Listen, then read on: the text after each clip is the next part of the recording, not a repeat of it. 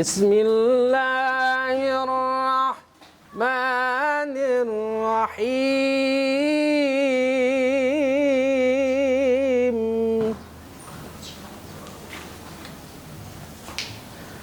Wa min ayati an khalaqalakum min anfusikum azwaja. Assalamualaikum. Assalamualaikum warahmatullahi wabarakatuh. Santai Pak Haji. Kayaknya Ngaji ngaji nih. Nungguin adem kalau sore di sini Pak Haji. Iya. Sadaqallahul azim. Suaranya enak banget ya. Alhamdulillah. Kenapa ya? Dari mana? Iya, lagi jalan-jalan aja Pak Haji. Di sini adem banget kalau sore, jadi betah kalau di sini. Ya alhamdulillah. Ini sekolah idaman lah. Sematri green school. Dulu green school. Hijau. Yang di lapangannya ini masih banyak rumput-rumput hijau. Sekarang udah banyak coran, udah bukan green school lagi. Ganti namanya. Matri Tangguh. Gitu. Matri Tangguh sekarang. Ya, kalau SMA ini dari tahun berapa Pak Haji berdirinya ini? Oh, kalau kilas balik ya di tahun 2006 sekolah ini mulai mulai tahun ajaran baru dibuka tahun 2006. Yang mana yang buka itu ya segenap para tokoh-tokoh kita. Iya, iya. Pak Haji Tahmid, almarhum Haji Madasir, almarhum Kiai Haji Abdul Hamid, Iya. dan juga Ustadz Wajar Darmanto. Itu pelopor utamanya. Kebetulan saya waktu itu masih di Brunei. Iya, tokoh semua ya, tokoh. Wah, alhamdulillah di kalau sini di Pangkalan ini memang banyak tokoh-tokoh pendidikan gitu. Kalau muridnya udah banyak atau masih ya belum memungkinkan buat ke depannya? Kalau murid dari tahun ke tahun itu ya apa namanya masih cukup ya, ada kadang-kadang naik, kadang-kadang turun. Karena tahun pertama itu awal dibuka hampir 30 tuh. Iya. Di tahun kedua ya nurun lagi, kemudian tahun ketiga naik terus beranjak. Iya. Sampai sekarang ya masih stabil. Cuma karena memang masyarakat sini kebanyakan yang namanya sekolah kampung sendiri kali. Iya. Kebanyakan karena ekonomi mereka kan banyak di bawah standar rata-rata. Ekonomi menengah ke bawah. Iya. Makanya kadang-kadang juga kita banyak menolong masyarakat sini untuk menjadi apa? Biar bisa pada sekolah, biar pada belajar gitu Pak Boy.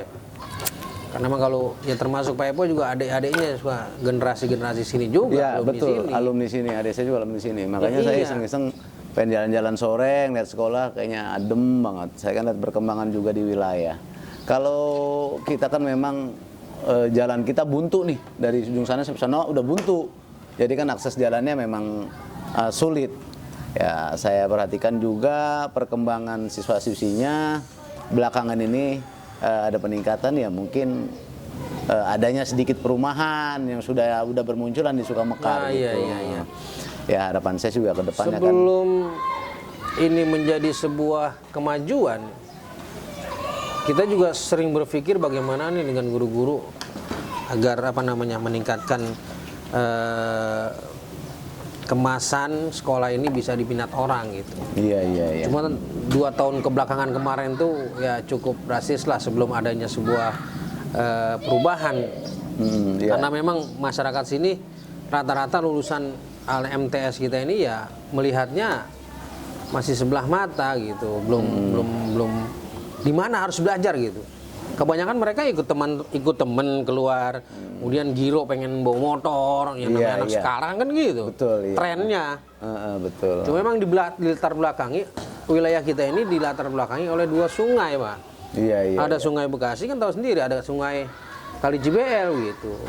Jadi akses dari Muara Babakan, kemudian Buni Bakti, Kedung Pengawas itu ya terisolir dengan adanya 2 sungai. Iya.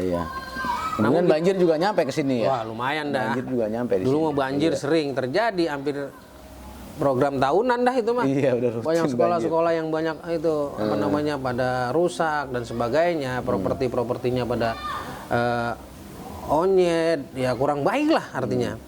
Cuma memang perubahan itu karena saya punya keinginan selama ini kok anak-anak jadi apa namanya belum melihat bahwa Sematri itu adalah satu lembaga yang memang sama aja di mana juga. Tapi saya punya kiat itu bagaimana anak ini bisa pandai ibadah, pandai baca Quran dan sebagainya.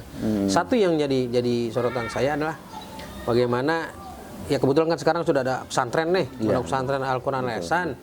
Ya alhamdulillah didirikan oleh almarhum ayahanda gitu. Iya. Beliau memang salah seorang yang sudah sepuh yang pada saat itu sudah membuka yayasan At-Taqwa begitu besar.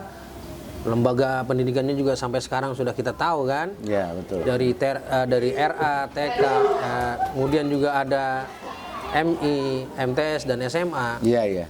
Jadi orang tua gimana biar ada pesantren begitu Pak Jalila. Iya, iya. Maka berdirilah pesantren Al-Quran Al-Ihsan. Ya, alhamdulillah sekarang sudah berjalan. Nah, kiat saya bagaimana meningkatkan kualitas daripada pendidikan ya melalui pendidikan agama salah satunya. Iya, iya. Nah, salah satunya juga dari pesantren ini banyak akses. Banyak siswa dari mana-mana gitu. Yang masuk ke SMA At-Taqwa 3. Iya, Pak Haji, saya kan sering dengar tuh alumni SMA At-Taqwa juga banyak siswa yang punya prestasi. Ya, saya juga ikut apresiasi terhadap siswa yang punya prestasi. Jadi diantaranya kan mereka katanya ada yang jadi TNI lah, ada yang jadi pemain sepak bola lah. Itu mungkin alumni yang keberapa Pak Haji kalau yang prestasi itu, siswa prestasi itu? Kalau soal prestasi SMA At-Taqwa 3 memang dari dulu sudah banyak yang berprestasi. Karena memang kiat-kiat kita itu berprestasi di bidang agama terutama ya. Iya, karena alumni kita banyak jadi asatiz di kampung ini untuk mengembangkan syariat-syariat Islam di setiap musola seperti Fahru Roji, Sirah Rapat, kemudian juga ada Ahmad Rifai dan sebagainya. Nggak kalah penting juga di bidang olahraga. Di tahun 2010 itu berprestasi di bidang sepak bolanya, futsal, betul. Seperti almarhum Amiruddin. Itu benar-benar itu punya prestasi yang besar untuk SMA At-Taqwa 3 ini. Dan juga kalau kita lihat seperti Firman itu sekarang sudah jadi anggota TNI Polri-nya di TNI sih ada Ferry Abimanyu dan juga ada semacam pemain timnas itu sepak bola. Vicky. Iya. Vicky saya dengar itu. Anak Om Iling. Ya alhamdulillah berkat ya walaupun mereka belajar di Sematri tapi berprestasi secara nasional gitu. Betul. Sekarang banyak dai-dai juga banyak yang sudah berprestasi. Yang di bidang sosial politik juga ada alumni kita. Yang sekarang di Jakarta juga banyak yang menjadi guru dan sebagainya. Betul, saya kira prestasi banyak lah kalau kita sebutkan lagi gitu. Ya kalau di sini kan banyak siswa yang dari Pondok Pesantren Al-Ihsan itu lumayan banyak. Mereka lulusan MTS ini juga. Kemudian saya juga pengen tahu Al-Ihsan itu berdiri pada tahun berapa, sudah berapa tahun jalan sekarang ini, sampai sekarang ini berapa tahun kira-kira udah perjalanannya ya. Karena memang ada bakat-bakat yang terpendam yang ada di santri-santri yang di Al-Ihsan itu akhirnya kan bisa menginiin bakatnya itu di SMA ini gitu. Dari tahun berapa kira-kira Al-Ihsan itu berdiri? Berawal dari niat baik orang tua gitu ya, almarhum Kiai Haji Abdul Hamid itu ingin mengembangkan sebuah lembaga pendidikan yang berasaskan Al-Quran gitu. Dan punya potensi, dan keluarga kita alhamdulillah memang berpotensi di bidang tilawah gitu. Makanya 2017 ini dicoba dibuka pondok pesantren gitu. Dengan para pendiri-pendiri kita lah sini. Akhirnya kan saya bagaimana bermusyawarah dengan orang tua untuk mendirikan sebuah pesantren. Awalnya cuma 2-3 orang. Betul. Ya, Sahril, kemudian Farhan juga termasuk orang yang berprestasi sekarang jadi asatiz. Nah, sekarang sudah berdiri hampir 5 tahun lah berjalan. Alhamdulillah pondok pesantren Al-Ihsan ini banyak memberikan apa namanya kontribusi buat yayasan di At-Taqwa 23 ini. Banyak santri yang sekolahnya di MTS, banyak santri juga yang sekolah di SMA, dan juga ada juga di apa namanya di MI At-Taqwa 39. Tapi untuk MI, kalangan MI itu bukan bocah kecil nih, bukan kelas 1. Iya, iya. Ini yang sudah lumayan lah, mereka punya pengetahuan dan punya kemandirian. Di kelas 4 bolehlah kalau memang dia udah agak bisa mandiri, bisa ditinggal orang tuanya, bolehlah di kelas 4, 5, 6 MI begitu bisa dibilang. Kalau di sebelah situ kan saya pernah lihat itu ada lapangan bola itu. Nah, kan kalau lingkungan sini kan ada MI, ada MTS, ada SMA ini.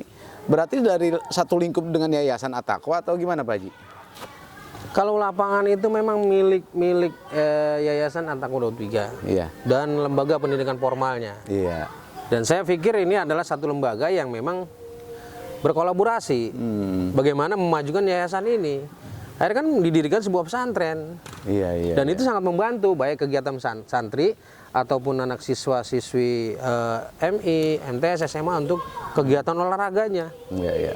Karena jiwa yang kuat itu terdapat pada akal yang sehat. Iya, betul. Gitu ya, jiwa raganya sehat lah. Paling enggak itu kan untuk memajukan semua. Iya. Nah, sekarang juga saya pikir sekarang eranya era sudah global ya. Banyak di mana-mana ada perumahan, Mas Adillah. Kadang kita juga berpikir bagaimana untuk mengembangkan pendidikan, untuk menyiapkan sumber daya manusianya. Karena memang masyarakat ini udah mulai homogen gitu. Iya. Percampuran antara pendatang dengan orang kampung gitu kan. Makanya sekolah kita insya Allah sudah siap untuk menghadapi itu semua era globalnya. Ya, mungkin terakhir harapan ke depan Pak Haji sendiri untuk memajukan SMA At-Taqwa 03 ini bagaimana kiatnya? Karena kan kita lihat memang di sini daerah terisolasi yang dihimpit oleh 2 sungai, Sungai Cibel dan Sungai Kali Bekasi. Paling juga nggak ada tol lagi sekarang. Ada tol juga lagi, tol baru sekarang di situ kan. Nah, harapan ke depan Pak Haji dengan majemuknya wilayah di sini dengan banyaknya perumahan itu harapannya seperti apa untuk SMA At-Taqwa ke depannya? Harapan saya, karena ini lembaga pendidikan yang akan memberikan satu kontribusi untuk anak bangsa kita. Siapapun dia akan menjadikan satu tolak ukur ke depannya, bagaimana mereka berprestasi dan sebagainya. Makanya harapan saya adalah bagaimana antara pondok pesantren dan sekolah formal yang ada di Yayasan At-Taqwa ini bersinergi. Karena kalau sinergi sama-sama bahu membangun menghadapi masa depan. Ya, saya pikir nggak hanya itu, sebuah prestasi akan kita dapatkan ketika kita mencoba membuat terobosan baru. Betul. Salah satu di SMA ini saya ingin mengembangkan kegiatan ekskulnya ini secara kemandirian, berkarakter. Ini pramuka penting ya. Pramuka itu penting untuk kemandirian mereka dan membentuk jiwa yang berkarakter. Dan tidak lupa ini akidahnya, penting itu ya, akidah agamanya, pembacaan Qur'annya. Ya, modal mereka di masyarakat saya pikir seperti itu. Nah, karena kita menjual bangunan ya segini adanya, menjual wilayah, gedung ya ini yang kita miliki. Tapi kalau kita membentuk jiwa orang menjadi jiwa yang ya harapannya menjadi anak yang soleh dan solehah itu kan. Harapan mereka masukkan pesantren, masukkan sekolah, mereka bisa berharap di anaknya itu menjadi anak yang soleh dan solehah. Makanya pendidikan agama itu yang terpenting untuk kita semua, agar mereka punya bekal di masa-masa yang akan datang. Tentunya inilah harapan ke depan, agar semua orang bisa melihat SMA At-Taqwa ini bukan sebuah lembaga yang ada di pinggir sawah begitu. Tapi bisa membentuk orang itu menjadi insya Allah berkarakter, muslim yang berkarakter, muslim yang selalu menjaga dirinya dengan akidah yang mantap. Seperti itu. Terima kasih Pak Haji, sore ini udah bisa bincang-bincang kita. Iya, sama-sama. Terima kasih atas waktunya. Ya, mudah-mudahan Kepala Sekolah SMA At-Taqwa ini semakin semangat, semakin kuat, semakin sabar untuk memajukan SMA ini. SMA Tri Tangguh. Ya, terima kasih Pak Haji.